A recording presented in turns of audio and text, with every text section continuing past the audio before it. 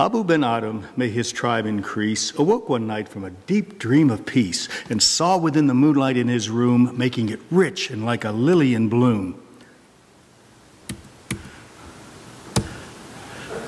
an angel writing in a book of gold. Exceeding peace had made ben Adhem bold, and to the presence in his room he said, "What writest thou?" The angel, with a look of all sweet accord, answered, "The names of those who love the Lord." "And is mine one?" said Abou. "Nay, not so," replied the angel. Abou spoke more low, but cheerily still, and said, "Write me as one that I love my fellow man." The angel wrote and vanished. The next night it came in a great wakening light, and showed the names whom love of God has blessed. And lo, ben Adhem's name led all the rest. For most of you, Charles needs no introduction since he's here at church most Sundays. Charles joined USG in October 2004 and has held several volunteer positions, including Budget and Finance Committee member, Building and Grounds Committee co-chair, Strategic Planning Council chair, and Board of Trustees member. Currently, Charles sings in the USG choir. Today is Charles' sixth sermon at USG. So thank you so much for sharing your talents with us, and welcome, Charles.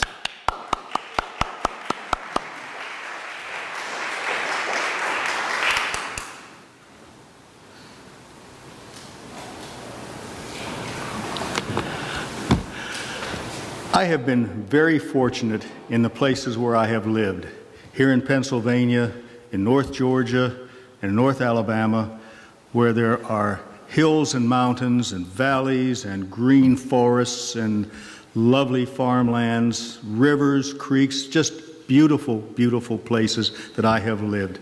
And I am so grateful for that. And it is something that always reminded me of the 8th verse of Psalm 26, which is,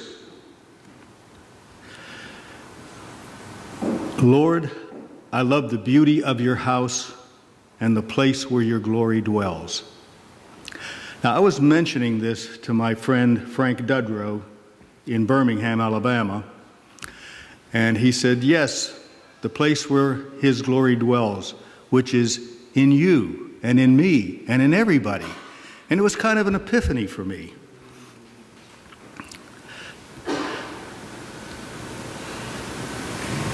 Similar to that,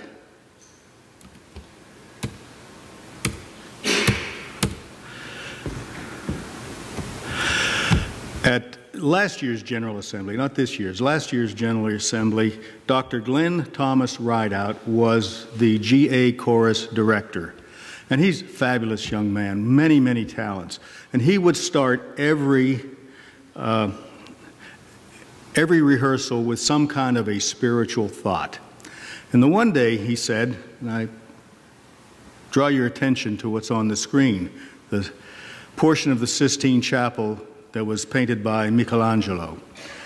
And he said, you know,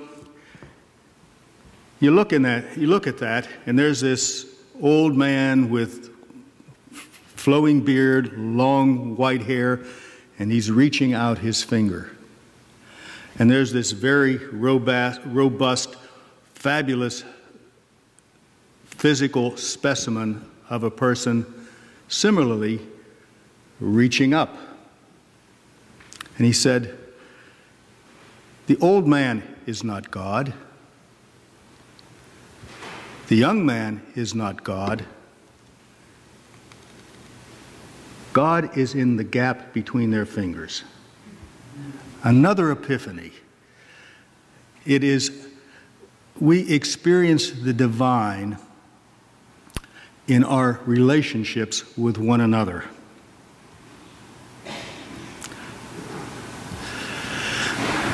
Now, when I speak of God, I'm not speaking of some mythical, magical being in the sky like him, but rather the spiritual transcendence we humans experience on occasion.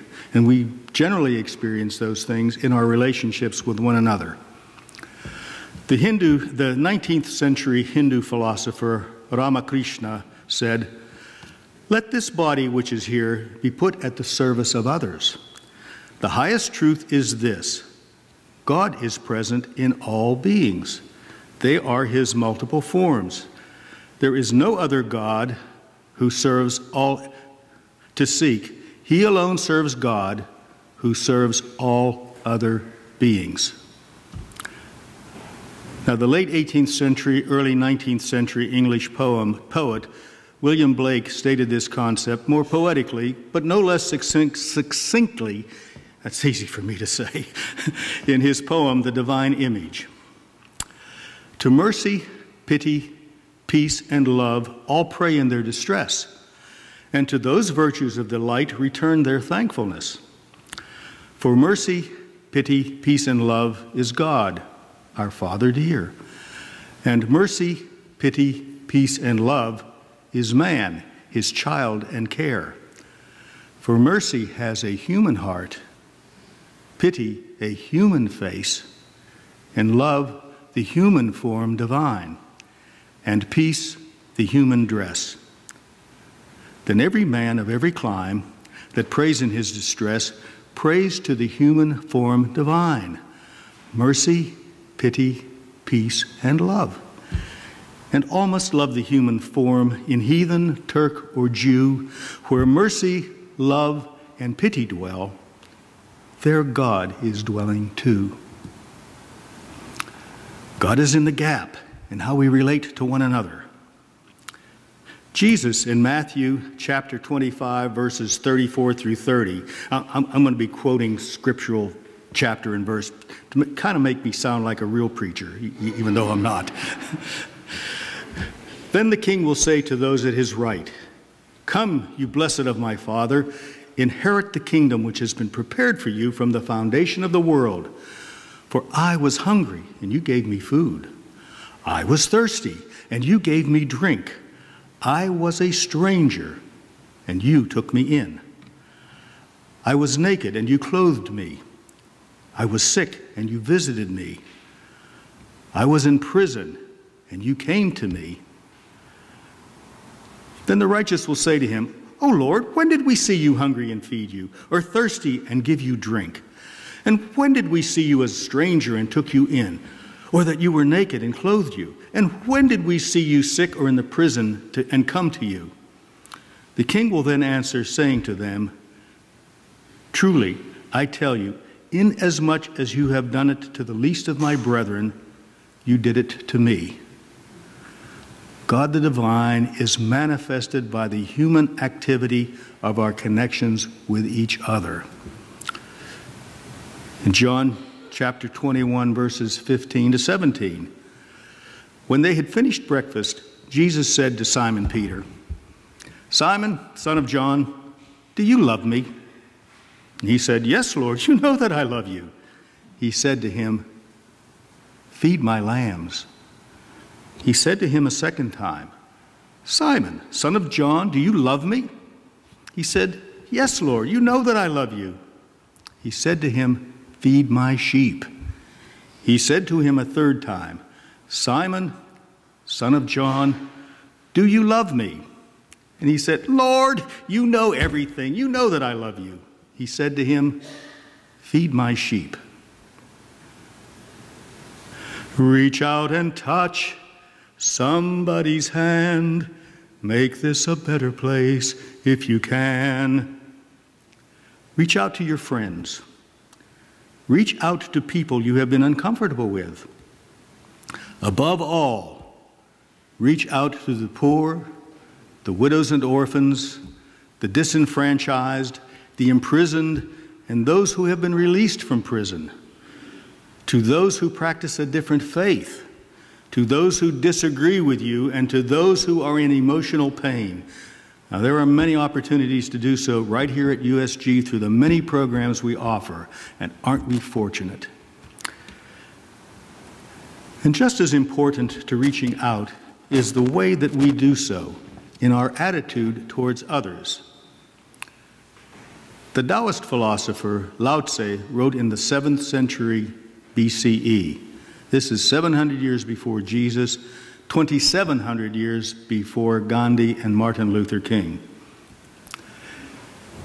If you do not quarrel, no one on earth will be able to quarrel with you.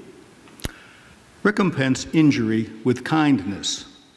To those who are good, I am good. And to those who are not good, I am also good. Thus all get to be good.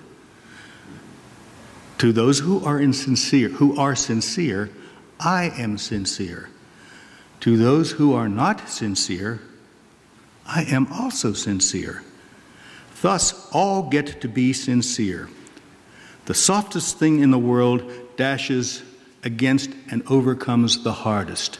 There is nothing in the water softer or weaker than the water, and yet for attacking things that are firm and strong, there is nothing that can take precedence of it.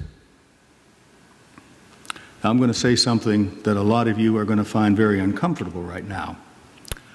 We must remember these words as we experience our reactions to the present political climate and to all those who disagree with us. That has to be part of who we are. So we approach the gap without smugness about our goodness, but with true humility. We have seen this in our congregation. People like David Weaver, who worked with terminally ill people, but always had a smile on his face and a kind word in his mouth. And our beloved Kathy Sheeter-Bonanno, who approached the world with great humor and compassion, even through her travails and health challenges. A good example of reaching out to make the divine gap occurred during the recent highly contentious presidential election. This is excerpted and paraphrased from an article that originally appeared in the Washington Post. At a Trump rally in Fayetteville, North Carolina, John McGraw, a 79-year-old white retiree and part-time maker of leather belts, wristbands, and gun holsters, was sitting in the venue disturbed that people were shouting obscenities and booing a man running for president. When Rakeem Jones, a 27-year-old African-American pizza deliverer, was walking into the arena shouting protests, McGraw got up from his seat and elbowed Jones in the face. Perhaps you saw this on TV, the internet, or on Facebook. It was all over the media. McGraw was arrested.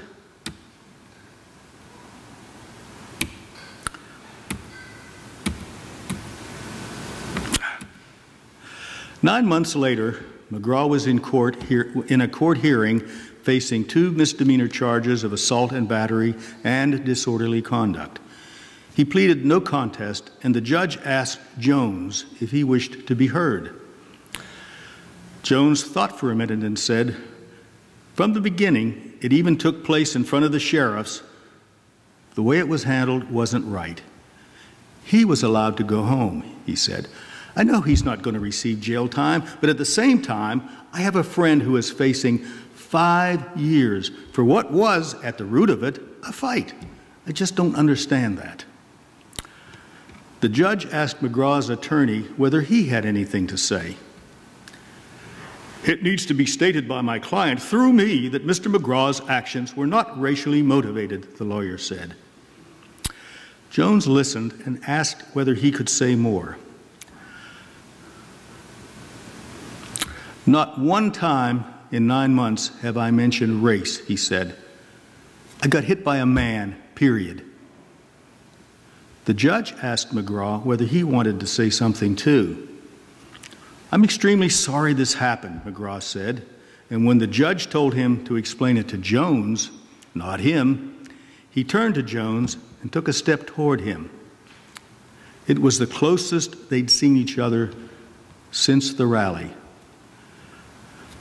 This was between 2 men. You know what you did, and I know what I did. I'm not going to say you were wrong or I was wrong," McGraw said. He stepped closer to Jones and raised a finger. The finger. "We got caught up in a political mess today," he said. His jaw began to tremble. And you and me, we got to heal our country. All right, man, Jones said after a moment. He reached out to pat McGraw on the shoulder, and he seemed surprised by the contact. He put out a hand, Jones grasped it, and as a few claps in the audience grew into applause, the two men embraced. The sentence McGraw received was 1 year's probation, and after the judge was done and the case was over, McGraw had one more thing to say to Jones. "We've got to stick together," he quietly told Jones. "We can't let them come between us." Reach out and touch. Mind the gap. Make the gap. Don't let them come between the gap.